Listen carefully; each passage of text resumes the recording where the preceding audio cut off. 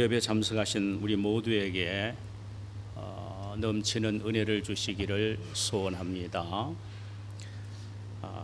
이 시간 우리가 함께 나누고자 하는 말씀의 본문은 요한계시록 3장 7절에서 14절이며 말씀의 제목은 영적 거인이 받을 축복입니다. 기독교 역사 속에 존재했던 수많은 교회 가운데 가장 우리 주님의 마음을 감동시켰고, 그래서 주님으로부터 칭찬만 듣고 책망은 듣지 않았던 교회가 있었는데, 그 교회가 바로 필라델피아 교회였습니다. 이 교회에 대한 우리 주님의 평가는 내가 작은 능력을 가지고도 내 말을 지키며 내 이름을 배반치 아니하였다라는 말씀입니다. 여기에 작은 능력이란 미크란 에케이스 두나민이라는 헬라어인데, 이 말은 능력이 거의 없다라는 의미입니다. 여기에 작은 능력이란 두 가지를 포함합니다. 하나는 외적으로, 내적으로 내 속에 자랑할 만한 재능이나 능력이 전혀 없는 교회였다는 말이고, 또 외적으로는 내세울 만한 신분이나 소유가 없는 그야말로 비천하고 가난한 교회였다라는 말입니다. 그렇다면 이 교회는 볼품이 없는 사람들이 모인 그런 교회라고 생각이 됩니다.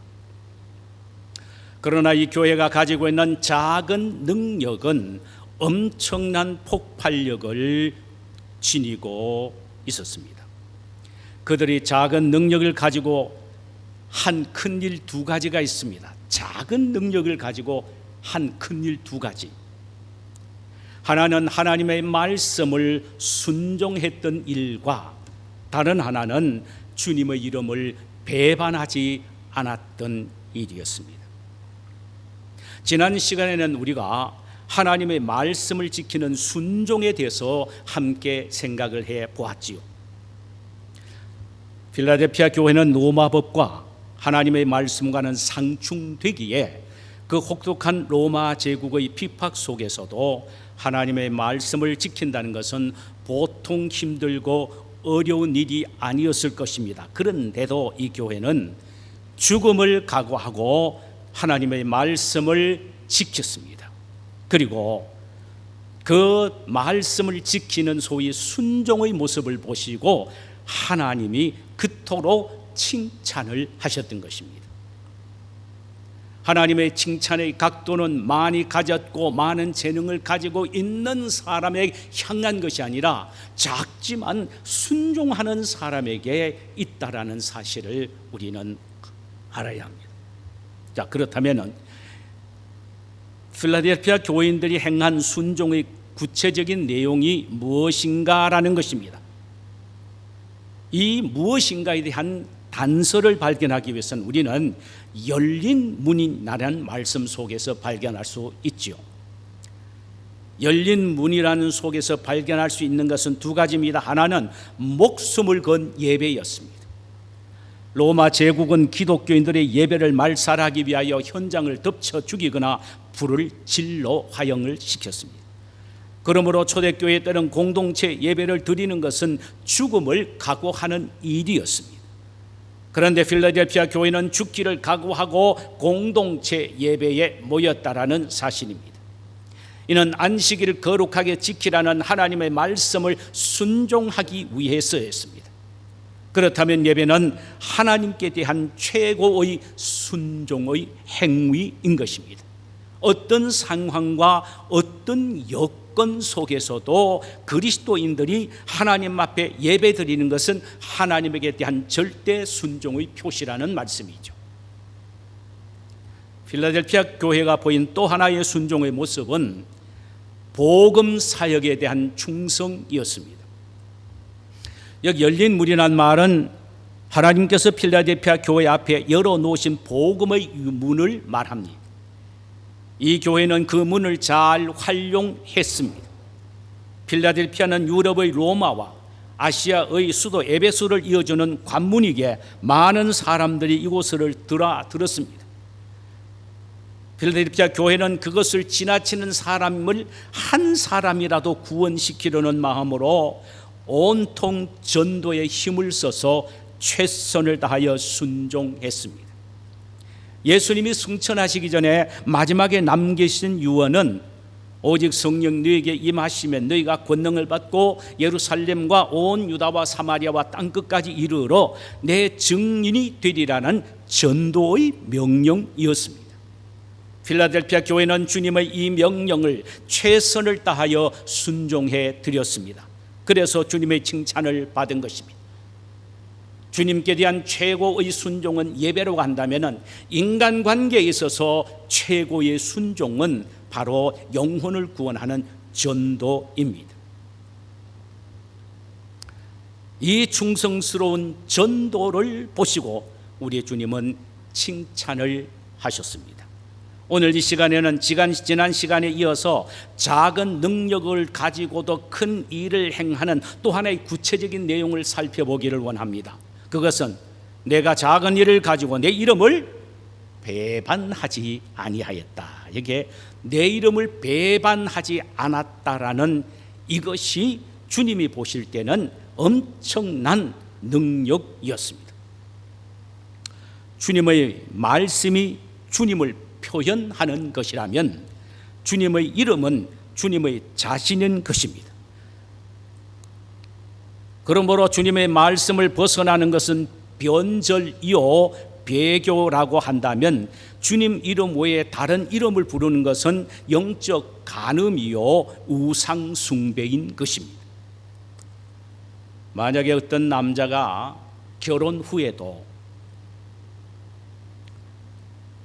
잠꼬대로 옛날 총각 때에 사귀었던 여자친구 이름을 부른다면 이건 말이 안 되지요. 이처럼 교회인 우리 그리스도인들은 그리스도와 결혼한 순결한 신부라고 성경은 말하고 있습니다. 그러므로 우리는 신랑 되신 예수님 외에 우리 입에서 이름을 불러서는 안 됩니다. 부를 것이 아무것도 없습니다. 오직 예수 이름 외에 없다라는 말입니다. 초대교회 때는 교회 안에 많은 이방 종교들이 들어와서 성도들을 미혹하여 배교를 시켰습니다. 그러나 필라델피아 교회만큼은 결코 어떤 미혹과 유혹 속에서도 예수를 배반하지 않았습니다. 여기에 배반한다는 말은 영어 성경에는 모두 다 deny 또 denial 이렇게 번역이 되어 있습니다. 이것은 부인한다는 말입니다. 그렇다면 이 단어의 원 의미는 최고로 사랑하지 않는 것, 그 다음에 그 이름을 많이 부르지 아니하는 것이 바로 디나이하는 것입니다. 주님을 부인하는 것이 된다는 말입니다. 여러분, 주님을 최고로 사랑하는 것과 주님의 이름을 최고로 많이 부른다는 것은 별개가 아니고 마치 동전의 양면 같아서 둘이 아니고 하나인 것입니다. 우리가 너무나도 잘 압니다. 사랑하게 되면은 우리 입에서 사랑하는 사람의 이름을 계속 부르기에 되어 있습니다. 처녀가 연애할 때는 사랑하는 남자친구, 결혼 대상자 이름을 늘 부르지요. 그러나 결혼하여 아기를 낳으면 그 사랑이 아기에게로 옮겨집니다. 그래서 그 입에서 늘 아기의 이름을 부르게 됩니다. 사랑의 대상자가 바뀌어진 것입니다. 필라델피아 교회는 비록 작은 능력을 가지고 있어도 주님을 사랑하는 것에는 최고였기에 주님의 이름을 부르는 입에 그저 주님이라는 이름이 가득해졌다는 말씀이에요. 주님의 이름을 부르는 일에는 입이 다물어지지 않았다는 말이죠. 사랑하는 여러분, 주님을 최고로 사랑하지 않고 다른 것을 주님과 똑같이 또 주님보다 더 사랑한다면 그것은 주님의 이름을 배반하는 일이 되는 것입니다. 물질을 주님처럼 사랑하거나 더 사랑한다면 그것은 주님을 배반하는 일이 되며, 내 자식과 가족까지도 주님만큼이나 주님보다 더 사랑한다면 주님의 이름을 배반하는 것이 되기 때문입니다. 왜냐하면 자신의 생명을 우리를 위하여 주셔서 구원시켜 주셨기에 우리가 더 사랑하고 뜨겁게 이름을 부를 분은 예수 외에는 없어야 하고 없다는 사실을 알아야 합니다. 그래서 고린도전서 16장 22절에서 사도 바울은 강조합니다. 누구든지 주를 최고로 사랑하지 아니하려거든 저주를 받을지어다 우리 주여 오시옵소서라고 했으며, 당연히 최고로 사랑해야 된다는 것입니다. 자신의 생명을 바쳐서 우리를 구원해 주셨기 때문입니다.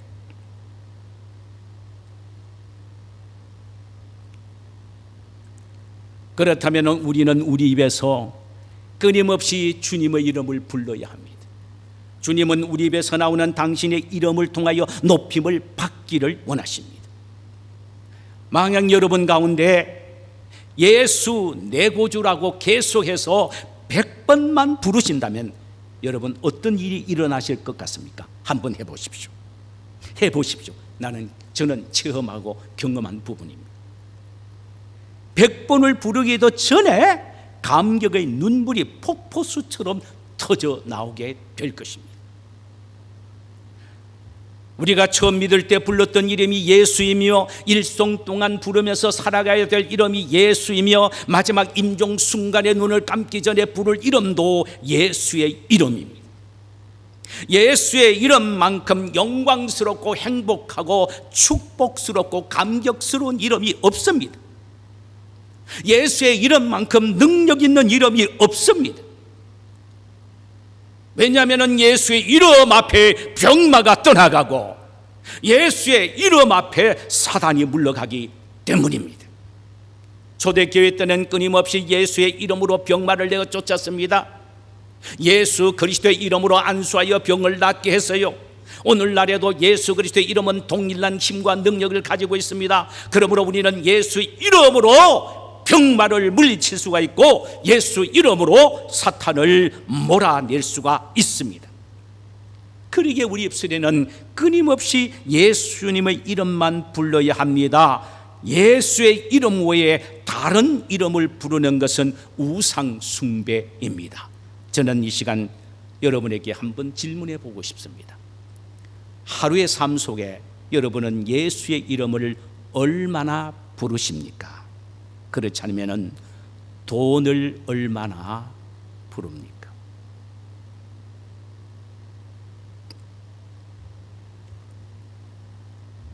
그런데 오늘날 성도의 가슴에 예수님에 대한 사랑을 빼앗고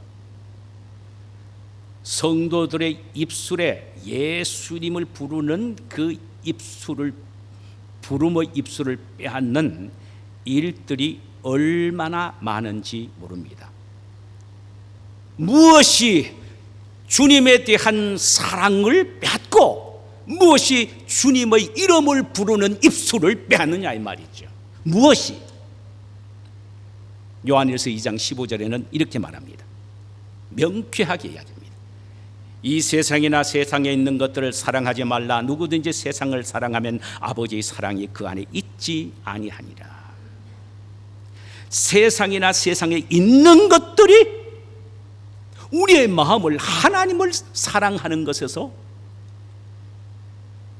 하나님에 대한 우리의 부르는 입술에게서 우리의 마음과 입술을 빼앗아 버린다는 것입니다. 그렇다면 세상에 있는 것이 무엇입니까?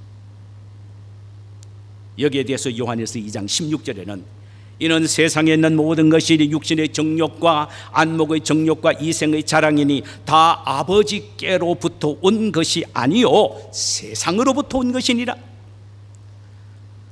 주님으로부터 우리의 마음과 입술을 빼앗는 세상에 있는 것들은 육신의 정욕과 안목의 정욕과 이생의 자랑이라고 했습니다. 여러분, 육신의 정욕이 뭡니까? 소유하는 것으로 자신의 욕망을 만족시키는 것을 말합니다. 안목의 정욕이 뭡니까? 눈으로 보는 것으로 자신의 욕망을 만족시키는 것을 의미합니다. 이생의 자랑이 무엇입니까? 내가 지금 소유하고 누리는 것으로 자신의 욕망을 충족시키는 것을 의미합니다. 그런데 자, 보십시다. 육신의 정욕과 안목의 정욕과 이생의 자랑을 조종하는 세력이 있습니다. 여러분, 무엇이라고 생각되세요? 예, 돈입니다. 돈이 있어야 육신의 정욕과 안목의 정욕과 이생의 자랑을 하며 자신의 정욕을 만족시키면서 살 수 있기 때문입니다. 그래서 인간은 돈을 추구하고 돈을 사랑하며 따라다니는 것입니다. 그렇다면 온전한 그리스도인의 삶을 살기 위해서는 돈을 돌같이 보고 부를 죄악같이 여겨야 합니까? 아닙니다. 성경은 그렇게 말하고 있지 않습니다. 돈은 인간이 살아가는 데 참으로 중요하고 필요한 것이라고 말합니다. 또 그 위력 대단하다라고 합니다. 돈의 위력에 대해서 제가 깜짝 놀랐습니다. 성경을 보는데 돈의 위력이 어떠냐? 전도서 10장 19절에서는 매우 충격적인 말을 했습니다. 한번 들어보실래요? 잔치는 희락을 위하여 베푸는 것이요 포도주는 생명을 기쁘게 하는 것이나, 그 다음에요, 돈은 범사에 이용되느니라. 돈은 범사에 이용되느니라는 이 말씀의 영어 성경을 제가 세 권을 보니까 킹 제임스 버전 판에서는요, Money answers all things. 돈은 모든 것에 대한 대답이라는 것입니다. 모든 것을 대답해 준다는 것입니다. 돈, 이거 기가 막힐 일입니다. 여러분, 이게 성경에 있다는 사실이에요. 그 다음에 NIV 영어 성경은 Money is the answer for everything. 돈은 모든 것에 대한 응답이다. 그 다음에 NLT라는 번역 성경이 있습니다. Money gives everything. 돈은 모든 것을 준다. 그러니까 돈만 있으면 모든 것이 해결된다라는 의미예요, 이게. 돈은 모든 것을 해결한다는 말이에요. 그렇다면 이토록 대단한 힘을 갖고 있는 돈에 대하여 우리가 그럼 어떤 태도를 가져야 하느냐? 이 돈이 육신의 정욕과 안목의 정욕과 이생의 자랑을 조정해서 우리의 하나님에 대한 사랑을 빼앗고 하나님의 이름을 부르는 우리의 입술을 빼앗아 버린다면 도대체 그럼 어떻게 해야 되느냐라는 사실이에요. 이토록 큰 엄청난 위력을 갖고 있는 이 돈 앞에서 우리가 어떻게 해야 되느냐? 자, 잘 들어보세요. 돈에 대한 정체성을 바로 아는 것이 최선의 방법입니다. 돈의 정체성, 소위 말하면 돈의 아이덴티티를 알아야 된다는 것입니다. 돈은 인간에게 절대적으로 필요하고 귀중하기는 해도 그것은 정체성은 뭐냐? 바닷물과 같다는 것입니다. 바닷물. 여러분, 바닷물이 아무리 맑고 창일해도 배 아래에 있습니다. 배는 바닷물의 힘에 의하여 목적지를 향하여 항해하여 도달하게 됩니다. 그런데 만약에 바닷물이 배 안으로 들어오면은 그 배는 침륜됩니다. 빠져버립니다. 우리 인생은 배와 같습니다. 돈은 바닷물처럼 우리가 이용하고 활용해야 됩니다.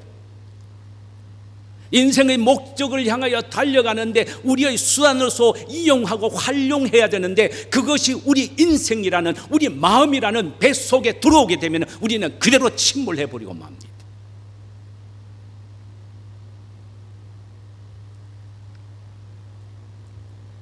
그러므로 인간에게는 돈이 아무리 많아도 결코 사랑해서는 안 됩니다. 사랑하는 순간에 우리 인생의 배에 돈이 들어오게 됩니다.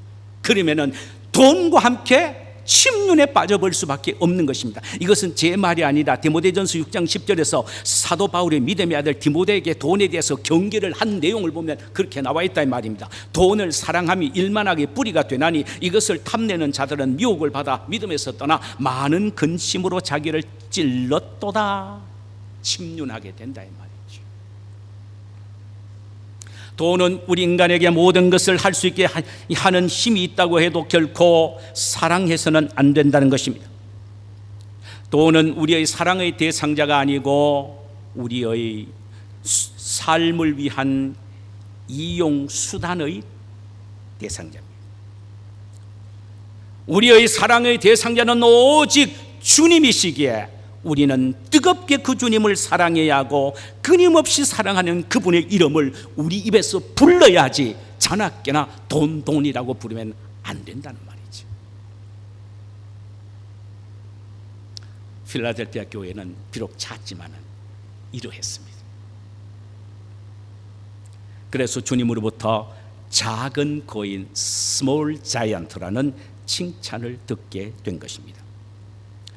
그럼 작은 능력을 갖고서도 주님의 말씀에 순종하고 그분의 이름을 배반하지 않는 필라델피아 교회에게 주신 하나님의 축복이 뭐냐? 영적 거인에게 주신 하나님의 축복이 뭐냐? 네 가지입니다. 첫째로는 주님의 특별한 사랑을 만천하에 알려주시는 복을 받게 된다는 말이죠. 9절 보면은 보라 사탄의 회당곧 자칭 유대인이라 하나 그렇지 아니하고 거짓말하는 자들 중에서 몇을 내게 주어 그들로 와서 내 발 앞에 절하게 하고 내가 너를 사랑하는 줄을 알게 하리라. 당시 필라델피아 교회는 로마 제국의 박해와 더불어 유대인들의 핍박이라는 이중고를 당하고 있었습니다. 유대인들은 사단의 앞잡이가 되어서 예수를 메시아로 믿고 있는 교회를 핍박하기를 시작했습니다. 그래서 기독교회를 해치기 위하여 조직적으로 공격을 했습니다. 그런데 놀라운 것은 주님은 말씀하시기를 핍박 속에서 당신의 말씀에 순종하고 당신의 이름을 부르며 사랑하는 필라델피아 교회가 그들에 의하여 넘어지는 것이 아니라 그들 앞에 하나님이 필라델피아 교회를 얼마나 사랑하는가를 보여주시겠다는 것입니다. 대단하지요. 사랑하는 여러분, 오늘날 우리에게 동일한 말씀입니다. 우리가 핍박 속에서도 주님의 말씀에 순종하고 사랑으로 끊임없이 주님의 이름을 부른다면 주님은 우리를 핍박하는 자들 앞에서 내가 특별히 사랑한다 손대지 마 하심으로 그들이 우리 앞에서 무릎을 꿇고 용서를 구하는 역사가 있게 되실 줄 믿습니다. 그러므로 우리가 여러 가지 면에서 실패를 당하고 공격을 당하고 고통을 당한다 할지라도 비록 그것이 질병이라 할지라도 그때일수록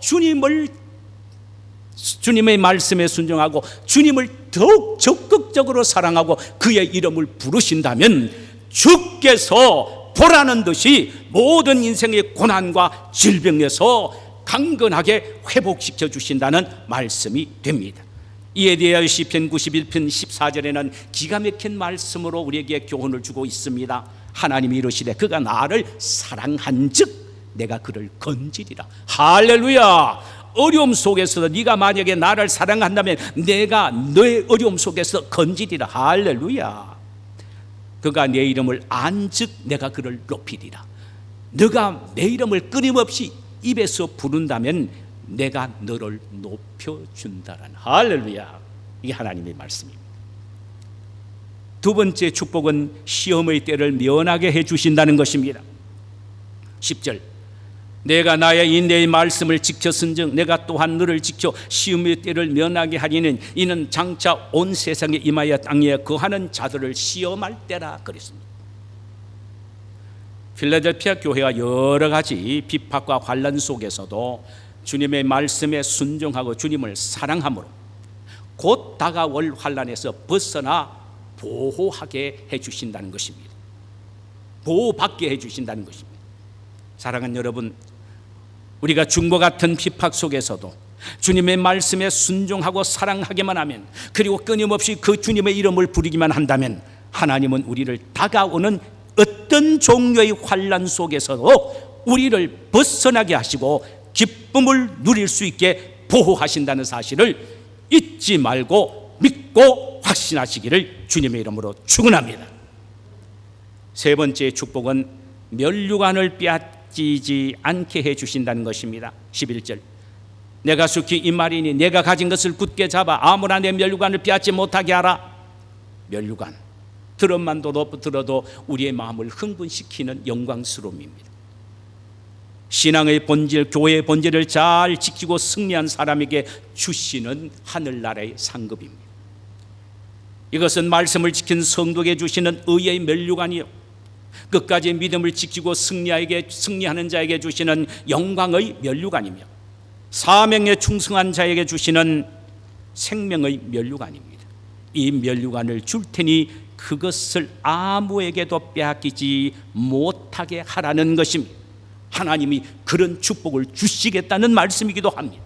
그렇다면 성도 여러분, 말씀을 지키지 않는 것은 면류관을 빼앗기는 것이요, 끝까지 믿음을 지키지 않고 낙심하여 돌아서는 것은 영광의 면류관을 빼앗기는 것이며, 헌신의 삶이 어렵다고 힘들다고 중간에 포기하게 되면 그것은 곧 생명의 면류관을 빼앗기게 되는 것입니다. 그러기에 아무도 너의 면류관을 빼앗지 못하게 하라고 주님은 말씀하시고 계십니다.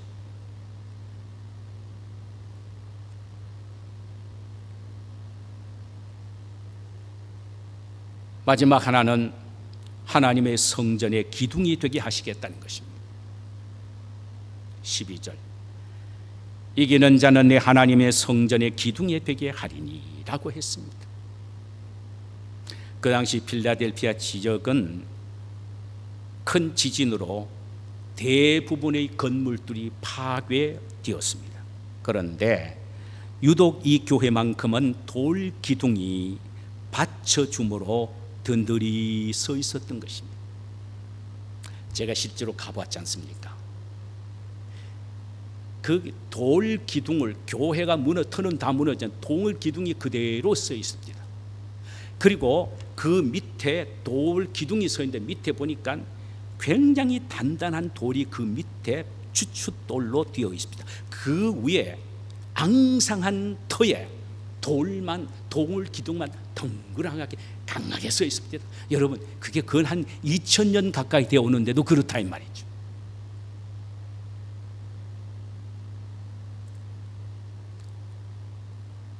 예수님은 이것을 보여주시면서 소위 말하면요, 주님은 너희가 성전이 굳센 기둥이 될 것이라고 말씀하셨어요.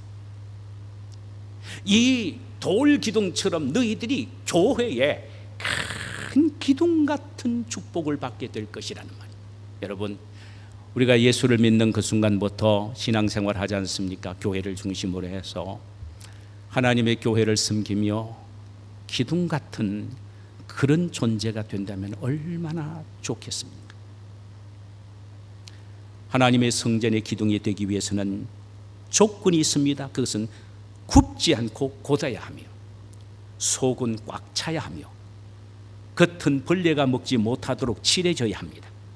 하나님의 교회의 기둥이 되기 위해서는 진리의 말씀으로 곧아야 하며, 헛새가 아니라 성령으로 꽉 차야 하며, 사랑으로 광채가 나야 합니다. 기둥에 의하여 성전이 든든하게 서 있듯이 기둥 같은 믿음의 사람에 의해 교회는 굳게 세워지는 것입니다. 만약 저와 여러분이 우리 양림은 교회를 받쳐주는 기둥 같은 인물이 된다면 얼마나 성공적인 신앙인이겠습니까? 병들고 지키고 상처받은 사람들이 찾아와 그 아래서 평안과 안식을 누리며 행복해 할 것입니다. 반대로 기둥이 아니라 허약한 석가래라면 무너져 마는 사람이 크게 다칠 수도 있을 것입니다. 우리는 반드시 우리 교회를 받쳐주는 기둥이 되어야 합니다.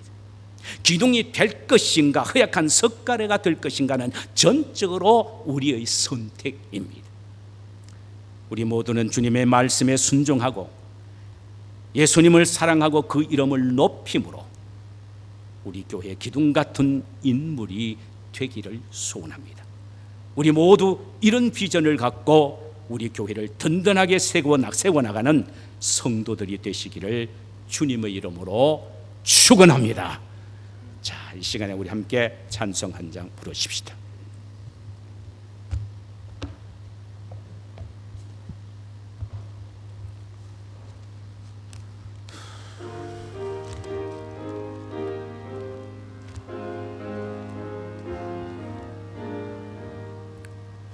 교회의 참된 터는 우리 주 예수라. 그 귀한 말씀 뒤에 이 교회 세웠네. 주 예수 강림하사 피 흘러 샀으니 땅 위의 모든 교회 주님의 신부라. 온 세상 모든 교회 한 몸을 이루어 한 주님 섬기면서 한 믿음 가지네. 한 이름 찬송하고 한 성경 읽으며 다 같은 소망 품고 늘 은혜 받도다. 땅 위의 모든 교회 주 안에 있어서 하늘의 성도들과 한 몸을 이루네. 오 주여 복을 주사 저 성도들 같이 주여 우리도 주와 함께 늘 살게 하소서.